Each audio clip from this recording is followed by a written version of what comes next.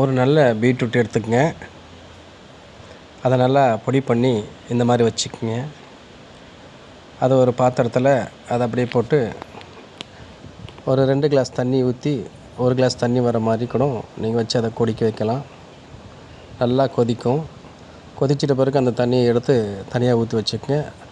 அந்த காயை தூக்கி போட்டுருங்க. இன்னொரு பாத்திரத்தில் ஒரு 2 டீஸ்பூன் நல்லெண்ணெய் ஊற்றிக்கங்க. மிளகு ஜீரகம் போட்டு இந்த மாதிரி வதக்கணும். பழுத்த தக்காளியோட அப்புறமா அதில் தண்ணி ஊற்றி அந்த சூப்பு தண்ணியை ஊற்றி நல்லா கொதிக்க வைங்க. நல்லா கொதிக்கும்.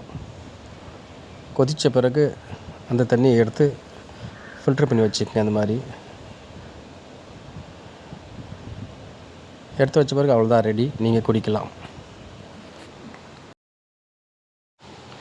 இந்த சூப்பு ஹீமோகுளோபின் யாருக்கெல்லாம் கம்மியாக இருக்கோ அவங்க எல்லாமே சாப்பிட்லாம்.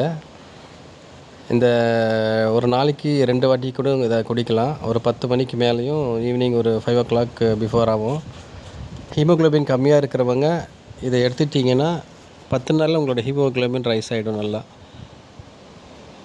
இதை ப்ரெக்னெண்ட்டாக இருக்கிறவங்களும் இதை எடுத்துக்கலாம். இதை 1 ஹவரில் உங்கள் ப்ளட்லேயே இது நல்லா ரீச் ஆகிடும். உங்களுக்கு ஒரு டிஃப்ரென்ஸ் தெரியும். உங்கள் டயர்ட்னஸ் கிளியர் ஆகிறது.